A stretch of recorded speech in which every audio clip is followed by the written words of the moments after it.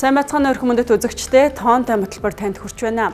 За Эрдэнэс 5-7 официт компани Ногдол ашиг тараахаар компани тузаар шийдвэрлэж, за нэгж хувьцаанд 65.5 төгрөгөөр тооцож хувьцаа эзэмшигчдэд олгохоо мэдгцээ. За хоёрын хооронд 60 мянган төгрөг тарааснаас цахилгаан станц, автозам зэрэг томоохон бүтээн байгуулалт зарцуул гэх иргэдийн сэтгэгдэл цахим орчинд эдгээр өдрүүдэд хөвөрч байгаа. За хувьцааны Ногдол ашиг нь засгийн газраас иргэдтэй бодоод үнгүү тарааж байгаа мөнгө биш. Харин Эрдэнэс 5-7 компани нээлттэй компани биш хэдий ч за үнэт цаасны төвлөрсөн хадгаламжийн төвд хувьцаа нь бүртгэлтэй хаалттай официт компани юм а. За компани тухай хууль зааснаар хэрвээ тухайн компани ашигтай ажилласан бол Ногдол ашиг тараах нь хуулиар нээлттэй. За тэгэхээр Ногдол ашиг хуваарлах нь иргэдэд бэлэн мөнгө тарааж байгаа үйлдэл бус за хувьцаа эзэмшигчийн эрхийг хангаж байгаа хууль ёсны үйлдэл юм а.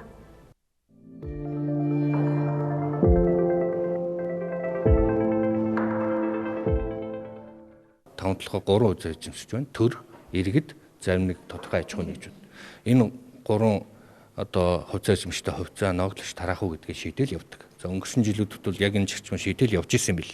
Гэхдээ хэмжээнд бага их байна гэдэг бол тухайн онд тухайн компани, тухайлбал нөөц үн ямар байсан, зах зээлийн нөхцөл ямар байсан, ашиг орлого нь ямар байсан. Нэг дэлгүүр ажиллуулж илээ гэхэд жил болгон ижлэг ашигтай ажиллаад байдгүй шүү дээ. Тийм учраас тэрнээсээ хамаарат янз нөгөө Ногдол ашиг нь ашигынхаа хэмжээгээр янз янзын байдлаар тодорхойлогддог. Тэгээд 5-7 компани бол сая 2 сарын 18 19 үед хувьцаа эзэмшигчтэй хурлаа хийсэн.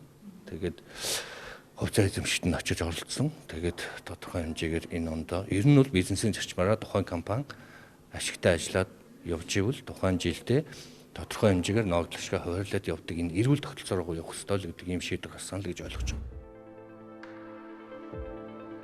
За Эрдэнэс 5-7 хувьцаат компани 2025 онд 1.1 их найд төгрөгийн цэвэр ашигтай ажиллаж, за цэвэр ашигынхаа 70%-ийг хувьцаа эзэмшигчтэй Ногдол ашиг байдлаар тараахаар шийдвэрлсэн. За энэ нь нийт 786.6 тэрбум төгрөг бөгөөд, за иргэдэд нэгж хувьцаанд 65.5 төгрөгөөр тооцож, за нийт 208.5 тэрбум төгрөгийн Ногдол ашиг тараах юм а. Харин үлдэж байгаа 570 гаруй тэрбум төгрөгийг төр буюу засгийн газар авах юм а.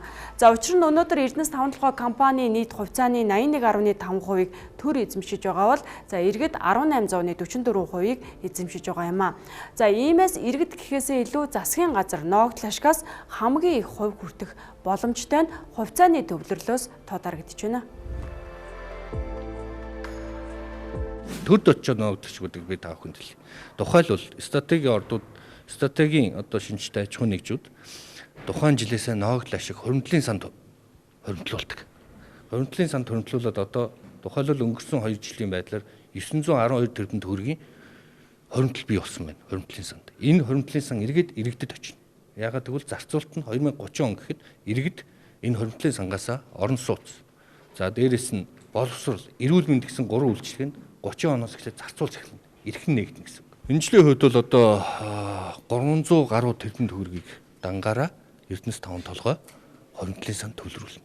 За мэдээж Эрдэнэс 5-7-гийн хувьд бол хамгийн том хувьцаа эзэмшигч нь бол Монгол Улсын засгийн газар 85 орчим хувийг эзэмшиж байгаа. Иргэд нэг 15% эзэмшиж байгаа.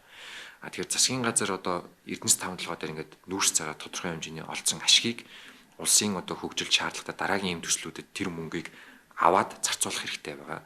Тэгэхээр тэр компани олсон Эрдэнэс 5-7 нүүрс цаас зарж олсон ашгийг авах зарцуулах эрх мэдэл нь яаж хууль зүйн хувьд бий болох вэ гэхээр ерөөсөн Ногдол шиг тараагаад засгийн газар хувьцаа эзэмшигч нь учраас түндээ тохирсон мөнгөө аваад авсан мөнгөө өөр юм зарцуулах гэдэг энэ яг хуулийн процессын дагуу явж байгаа.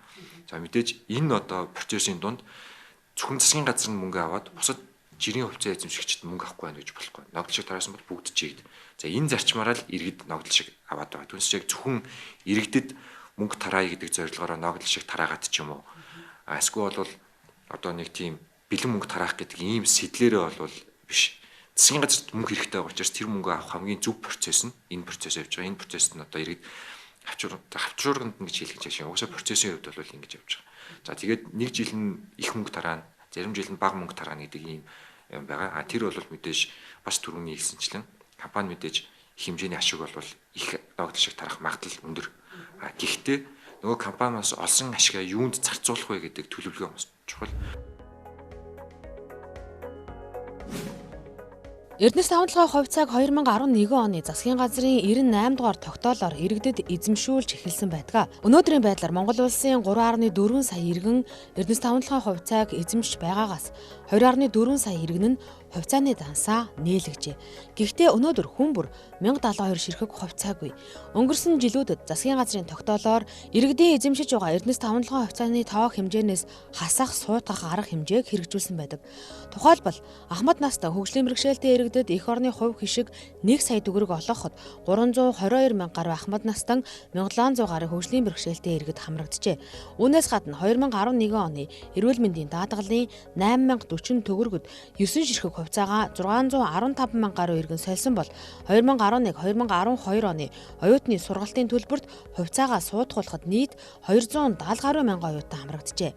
Энэ мэт эх орны хишиг нэртэй арга хэмжээний хүрээнд өнөөдөр 801-ээс 1072 ширхэг хувьцаатай 2.2 сая иргэн байгаа бол 500-аас 800 ширхэг хувьцаатай 1 сая иргэн, 300-аас 500 ширхэг хувьцаатай 17 мянга, 300 хүртэл хувьцаатай 72 мянга иргэн байна.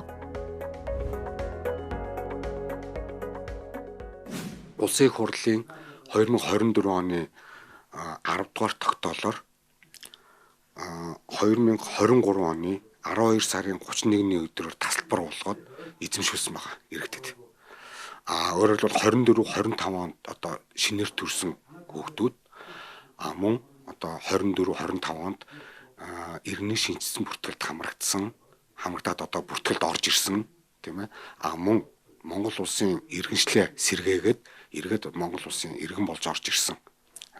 Ийм иргэдийг бол хараахан эзэмшүүлээгүй байж байна. Тэгээд энэ 2023 оны 12 сарын 31-ний өдрөөр тасалбар болгоод ингээд үзэхэд нийтдээ бол нэг 3 сая 408 мянга 21 иргэн Эрдэнэс тавталгын хувьцаат компани 1072 хувьцааг эзэмшиж байна. За эндээс бол нийтдээ 2019, 2022, 2023, 2024 онуудад бол Эрдэнэс тавталгын хувьцаат компани маань ашигтай ажилласан. За ингээд ногдол ашиг тараасан энэ нийт дүн маань 2.2 их 80 төгрөгийн ногдол ашигыг одоо тараагаад байна. Эрдэнэс тавталгын хувьцаат компани ногдол ашиг тараахтай зэрэгцсэн хувьцаа гөвлүүлэх асуудлыг засгийн газрын хуралдаанаар хэлэлцээ. За 2011 оноос эхлэн иргэдэд эзэмшүүлсэн Эрдэнэс тавталгын хувьцаатай 132 мянган иргэн нас барсан тоо баримт байна. За эдгээр иргэдийн хувьцаанд ногдох ногдол ашгийг үр хүүхэд гэр бүлийнх нь өвлөө авах боломжийг удахгүй олгохоор зорж байгаа юм а. За хэдийгээр засгийн газрын эцсийн шийдвэр гараагүй хэдий ч бусад хувьцаат компанитай ижил хувьцааг өв залгамжлах хууль ёсны боломж Эрдэнэс тавталгын хувьцаа эзэмшигчдэд бий болох юм а. Өнгөрсөн онуудад бол засгийн газраас их хурлаас тогтоол гаргаад 2 дахь зах зээл дээр нээлттэй болтол худалдан борлуулах болон өвлүүлэх асуудлыг ингээд тодорхой хэмжээгээр хязгаарласан байсан. Ягаад гэвэл энэ өөрөө хувьцаа эхлээд төрөх байсан. Тэгээд иргэдтэй бэлэглээд ингээд иргэдийн өмч болгосон тийм. Тэгэхдээ өмч болохдоо жоохон хязгаарлалттай өмч болгосон. Тэр нь худалдан борлуулах. За бусад төрлийн энэ хилцэл хийх. Ягаад тэгэхээр нөгөө бүрэн компани маань нээлттэй хөрөнгөний зах дээр гараагүй байхад энэ үйлдэлүүдийн нээчих юм бол за нөгөө хувьцааны үн унах, төвлөрөх гэдэг олон эрсдлүүд байдаг учраас энэ эрсдлүүдийг хаах зорилгоор ийм тогтоолууд гарч ирсэн юм билээ. Тэгээд тавталгын компаниг нээлттэй бол хөрөнгөний зах зээл дээр гаргахад нэг одоо хийгдэх шаардлагатай байгаа гэдэг мэрэгчлүүдийн хэлж байгаа нэг зүйл бол энэ одоо нас урсан хүний хувьцааг өөр хүүхэд нь өвлүүлж болох уу гэдэг асуудал байна. Тэгээ энэ талаар өнөөдөр 2 удаа засгийн газар танилцуулж байгаа. Тэгээд засгийн газар дахиад сайжруулад оруулаад ирээ гэдэг ийм чиглэл өгсөн. Эцсийн шийдвэрийг одоо бас ойрын үед засгийн газар дээр ярьж байгаад гарах байхаа. Иргэдийн 1072 хувьцааны өв залгамжлалын эрхийг засгийн газраас нээсэн тохиолдолд үн цасны төвлөрсөн хадгаламжийн төв маань Монголын нотариусчдын танхимтай одоо гэрээ байгуулж санамж жижиг байгуулсны үндсэн дээр хор системээр дамжуулж өв залгамжлах процессыг бүгдийг захимжуулж дууссан байна. Захимжуулсан. Өөрөөр хэлбэл ингэж захимжуулснараа иргэн яах вэ гэхээр эхлээд үн цасны төвлөрсөн хадгаламжийн төв дээр ирээд нас барсан иргэнийхээ дансных нь үлдэгдлийг одоо хичнээн 1072 хувьцаанаас нь хэдэн байгаа юм үлдэгдэл. Түүнд оногдож байгаа ногдол ашиг нь хэдэн төгрөг байгаа юм гэдэг үлдэгдлээ аваад нотариут руу очино. нотариотоор өв залгамжлаа нээлгээд өв залгамжлах эрхийн гэрчилгээг гаргасан тохиолдолд буцаад үн цаасны төлөвлөсөн хадгалах хэмжээний төв дээр ирээд одоо нөгөө материалаа өгнө штэ өв залгамжлаа. Ингэжээж хийгддэг. Их ингээд маш нэлээд ажиллагаатай, иргэн нэлээд одоо нааш цаашаа явсан ийм процесс байсныг бүгдийг цахимжуулсан. Одоо бол иргэн зөвхөн нотариот дээр нэг удаа очиод одоо өв залгамжлынхаа гэрчлэгийг өв залгамжлын гэрчлэгийг авснаар энэ үн цаасны төлөвлөсөн хадгалах хэмжээний төв дээр хуулисны өв залгамжлагчид одоо хувьцаа түүнд ногдол ашиг нь шилжчихээр ингэж одоо төрийн үйлчлэгийг одоо иргэдэд ойртуулж байна. Тийм гэдэг утгаар ингээд цахимжуулсан байж байгаа. Бид бол одоо өв залгамжлын асуудлыг хийхэд бэлэн байна гэж.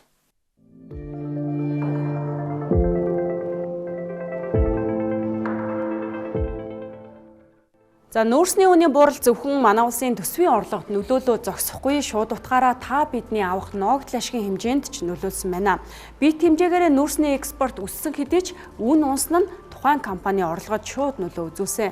За Эрдэнэс 5-7 хувьцаат компани 1072 ширхэг хувьцаатай иргэд өнгөрсөн хугацаанд буюу за 2020 онд 96480 төгрөг, 2023 онд 104000, за 2024 онд 256000, за 2025 онд 350000 төгрөгийн ногдол ашгийг авсан бол за энэ онд 63242 төгрөгийг авах юм а. За уулуурхай салбарын бусад компаниудын ч тараах ногдол ашиг энэ онд буурсан харагдаж байна. За тухайлбал орон нутгийн өмчит буюу жижиг 5-7 гэж иргэд нэрлэдэг 5-7 хувьцаат компанийн хувьд 2025 онд 366.5 тэрбум төгрөгийн ногдол ашиг тарааж байсан бол за энэ онд 2 дахин буурсан буюу 165.3 тэрбум төгрөгийн ногдол ашиг тараана гэдгийг мэдэгдээд байна. За энэ мэт энэ оны 2 дугаар сарын 21-ний байдлаар Монголын хөрөнгийн биржид бүртгэлтэй нэр бүхий 45 хувьцаат компани 905.27 тэрбум төгрөгийн ногдол ашиг хуваарлах талаарх мэдээллийг санхүүгийн зохицуулах хороонд ирүүлсэн байна. Одоо хүчин төгөлдөр мөрдөгдөж байгаа компани тухай хуулиар компанийн төлөөлөл удирдах зөвлөл нь санхүүгийн жил дууссанаас хойш 50 хоногийн дотор ногдол ашиг хуваарлах эсхийг шийдвэрлэж, хувьцаа эзэмшигчдийн ээлжид хурлаа 4 сарын дотор хуралдуулах зохицуулалттай. Гэтэл зарим хувьцаат компаниудын хувьд ногдол ашиг хуваарлах шийдвэрээ гаргасан хэдий ч тараах хугацаагаа хувьцаа эзэмшигчдэд тодорхой зарлаагүй. Эсвэл ногдол ашигаа тараахгүй удааж байгаа нь хувьцаа эзэмшигчдэд тодорхойгүй байдлыг бий болгохын зэрэгцээ зах зээлд итгэх итгэл болон идэвхийг бууруулах эрсдэлтэй гэж зохицуулах байгууллагаар үзэж 4 сарын 30-наас өмнө хуваарлахыг журмалсан. Нөлөө бүхий хувьцаа эзэмшигчээс бусад энгийн хувьцаа эзэмшигчдийн ногдол ашгийг үнэт цаасны төвлөрсөн хадгаламжийн төвөөр дамжуулан олгохыг ч тусгажээ. Үнэт цаасны төвлөрсөн хадгаламжийн төвөөр 2022 онд 34 компани 16.2 тэрбум төгрөг, 2023 онд 35 компани 36.4 тэрбум төгрөгийн ногдол ашиг тараасан бол сүүлийн 2 жил энэ дүн 10 дахин өсжээ. 2024 онд 57 компани 335.3 тэрбум төгрөг, 2025 онд 49 компани 433.9 тэрбум төгрөгийн ногдол ашиг тараалгажээ. 2024 оны улсын хурлын чуулганаар батлагдсан үн цаасны зах зээлийн тухай хуульд нэмэлт өөрчлөлт оруулсан. Тэгэхээр энэ хуулиараа бол яг ногдол ашиг хуваарлахтай холбоотой журмыг батлах эрхийг санхүүгийн зохицуулахаар авсан байна.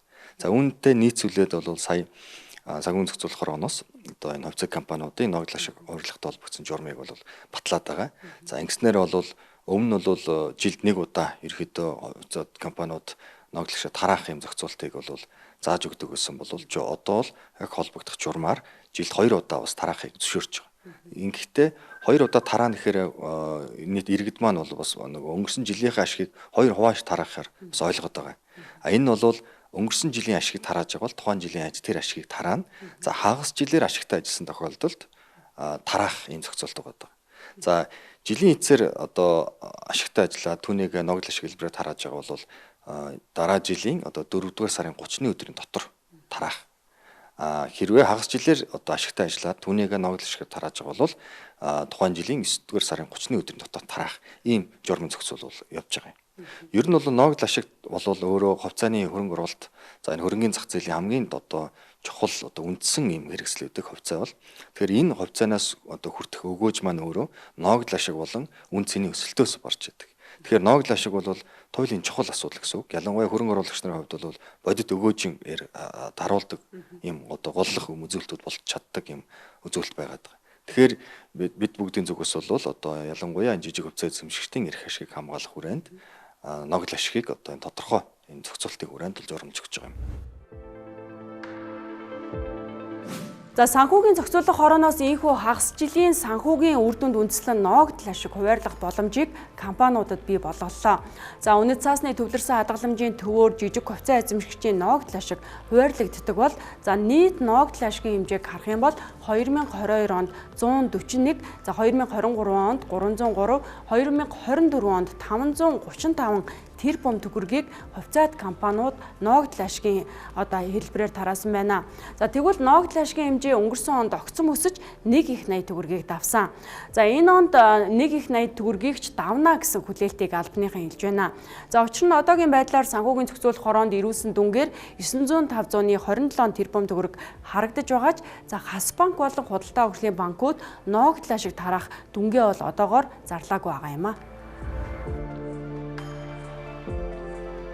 Компаниудын хувьд бол ноогдол ашиг тараах хэсэг шийдвэр бол мэдээж компанийн тухай хуульд бас заасан шаардлагуудыг хангасны үндсэн дээр тарааж байгаа.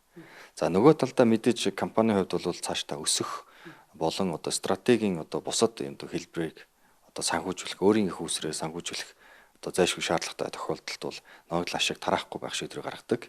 За зарим тохиолдолд бол тодорхой хувийг тарааж, тодорхой хувийг үйл ажиллагаанд авч үлддэг.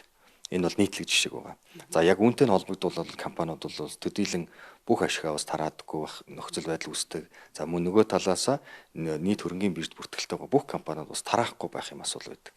За ноогдол ашиг тараах шийдвэр гарсан. За түүнтэй нийцүүлээд хизээ тараах гэдэг эдгээр одоо нөхцөл байдлаас хамаарч бас хувьцааны үн ханшид бас нөлөөлж идэг.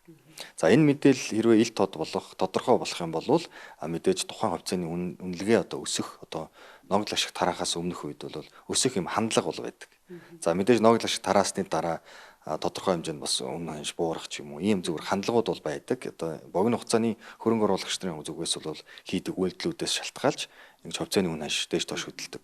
Гэхдээ хувьцаа маань өөрөө тухайн компанид оруулж байгаа хөрөнгө оруулалт нь дунд урт хугацаатай хөрөнгө оруулалтууд байдаг учраас дийлэнхтэй бол энэ урт хугацаанд бол компани хувьцааны үн ханш бол одоо компанийн нөхцөл байдлаас хамаарат одоо яг үндсэн чиглэлээ бол алдахгүй бас өсөх чиглэлтэй бол өсөх буурах бол буурахаар ингээд байгаа явж идэг. Ноогдол ашигтай тараах өдөр, хүлээж авах өдөр, бүртгэх өдөр гэдэг ийм олон өдрүүд ер нь байдаг. Тэгээ энэ дээр бол хөрөнгө оруулагч нарын хувьд бол их төрдөг. За хамгийн ихний анхаарах ёстой өдөр бол ер нь 2 сарын 20-нд багтаад бүх хувьцаат компаниуд ноогдол ашиг тараах хэсгийг ингээд шийдвэр гаргачихж байгаа. За дараагийн анхаарах ёстой өдөр бол бүтгэлийн өдөр гэж зарлаж байгаа. Энэ өдөр нь бүтгэлийн өдөр нь энэ бүтгэлийн өдөр хэн хувьцааг эзэмшиж ийсэн тэр хувьцаа эзэмшигч өмнөх бүх жилийн ноогдол ашиг авна гэсэн үг.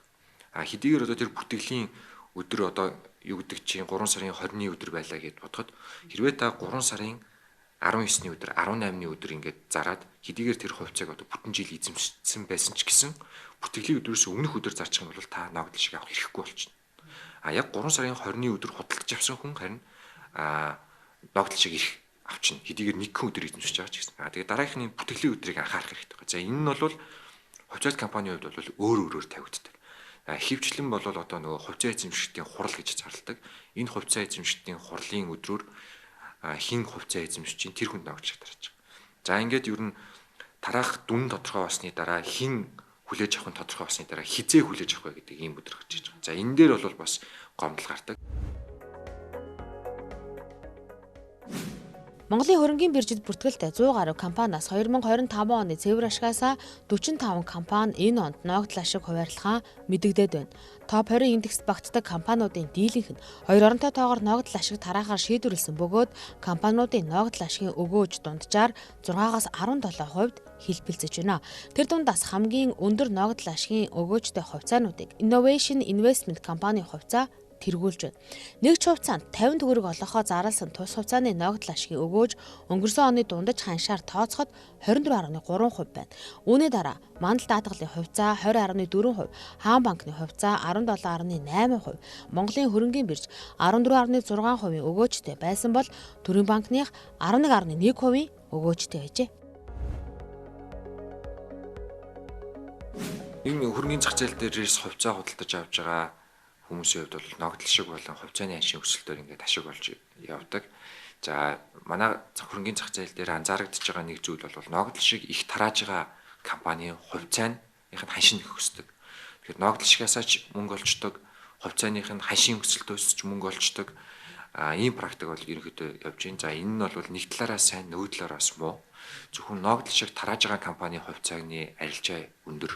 Тэр компани хувьцааг илүү сонирхдаг байтал одоо өнөөдөр ногдол шиг тараахгүйгээр гэхдээ тэрний дараа жил илүү их ашиг олох юм хөрөнгө оруулалтуудаа хийгээд тэнд ингээ мөнгөө зарцуулаад илүү алсыг харж байгаа бас компаниуд байгаа. Тэр компаниудын хувьд бол өнөөдөр ногдол шиг тараахгүй байснараа арай нэг хувьцааны анш нь өсөхгүй байх ч юм уу, арилжааны идэвх нь бага байх ч юм уу ийм асуудал. Яг одоо хувьцааны зах зээл дээр идэвхтэй оролцдог. За мөнгөө илүү урт хугацаанд урт хугацаанд хамгийн их өгөөжийг одоо хувьцаанаас яаж олох вэ гэж хардаг хөрөнгө оруулагчдын хувьд бол ногдол шиг биш. Нөгөө зарцуулалт нь ирээдүйд юу ямар орлого олох вэ? Хаашаа чиглэж ийн юу гэдгийг илүү харж байгаа. Яг өнөөдрийн практик дээр бол нөгөө хөрөнгө оруулагчдын маань хувьд банкны хадгаламж буюу нөгөө тогтмол 1 жилийн хугацаатай байршуулаад сурцсан, тэнцэнээс хүү олоод сурцсан ийм зуршилтай, ийм хандлагад нэгд тогтцсон байгаа учраас энэ хандлагт хамгийн ойрхон нь болохоор ногдол шиг тараадаг хувьцааны болж байгаа.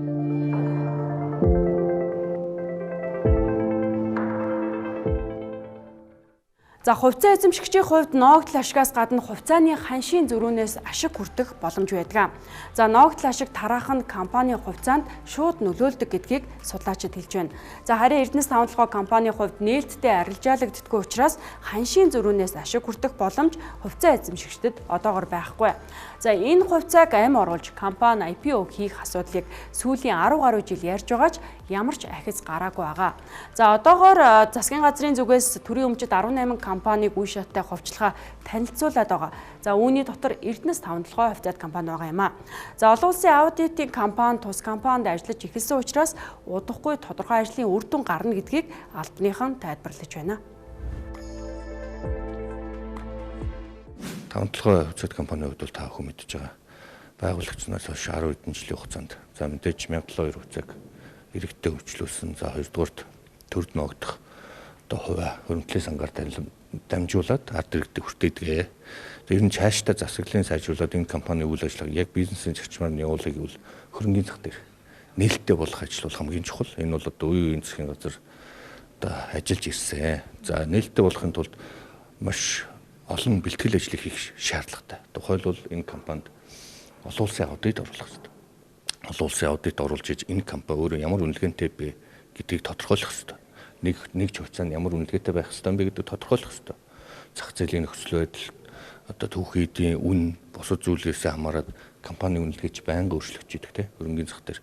Ер нь хөрөнгөний зах дээр нээлттэй болно гэдэг бол олон нийтийн хяналт оролцоог сайжруулах чухал ач холбогдолтой. Тэгээ энэ дээр бол одоо Монгол засгийн газар бол эрчимтэй одоо илүү энэ компаниг нээлттэй болох үйл ажиллагааны сайжруулалт тал дээр анхаарч байгаа. Тэгээ энэ үүднээсээ бэлтгэл ажлын хүрээнд хэд хэдэн ажлуудыг хийх ёстой мэлээ түрүүн хэлсэн. Аудит оруулна. Аудит одоо орцсон байгаа. 6 сартаа багтаад баг ихний үр дүн гарах болов уу гэж бодож байна. За тэрний дараа одоо хөрөнгийн үнэлгээ, за бусад бэлтгэл ажлуудыг хийх ёстой. Ингэжиж хөрөнгийн бэрдээ бүртгүүлэндээ маш олон нөгөө процессын шинжтэй ажлууд байгаа. Төрийн өмч компаниудын хувьчилтай холбоотой асуудал бол одоо улсын хурлаар бол хэлцэгдэж байгаа. За сая намрын чуулган хаахаас өмнө бол хэлц хэсгийг бол одоо шийдээд дэмжиж шийдвэрлсэн байгаа. Тэгэхээр одоо намрын чуулган эхлэхэд бол энэ төрийн өмч компаниудыг одоо үе шаттайгаар хөрөнгийн биржээр дамжуулан одоо хувьцааг олон нийтэд арилжаалах ийм одоо арга хэмжээ бол хийгдэх байна. За мэдээж компаниудын зүгээс бол бэлтгэх ажил маш их байгаа. За санхүүгийн зохицол хороо болон одоо манай дэд үтсийн байгууллагын хувьд бол дөрвөн журам бол тодорхой шаардлага хангаад явж байгаа. За өмнө ч гэсэн одоо төрийн өмчтэй болон бусад томоохон аж ахуйн нэгжүүд бас IPO хийх ийм одоо үйлдэл хийгдсэн учраас одоо бүгд амжилттай болсон. Тэгэхээр үүнээс харах юм бол бид бүгдийн зүгээс бол хууль эрх зүйн орчин бол бэлэн байгаа. За одоо бол компаниудын хувьд өөрсдийнхөө одоо компанийг одоо IPO-д бэлтгэх ажлууд байна. Тэгэхээр энэ ажлуудаа бол маш шуурхайлж сайн хийх ёстой. За компани тууцан шийдсэн байхад хувьцааныхаа ногдол ашгаа иргэд авах бүрэн эрхтэй. Харин төр өөрийн эзэмшиж байгаа хувьцааны ногдол ашгаар юу хийхэд илүүтэй анхаарч, за цаашид хувьцааны үн цэнийг илүү өсгөхөд чухал түлхэц болох Эрдэнэс 5 толгой компани хувьчлалыг олон талаас нь авч үзэх нь өнөөдөр хамгийн чухал асуудал юм а. Ногдол ашигын талаарх мэдээллийг энэ удаад үзэгчтэй бүхэн тоймлог хүргэлээ. Хамт байсанд баярлалаа.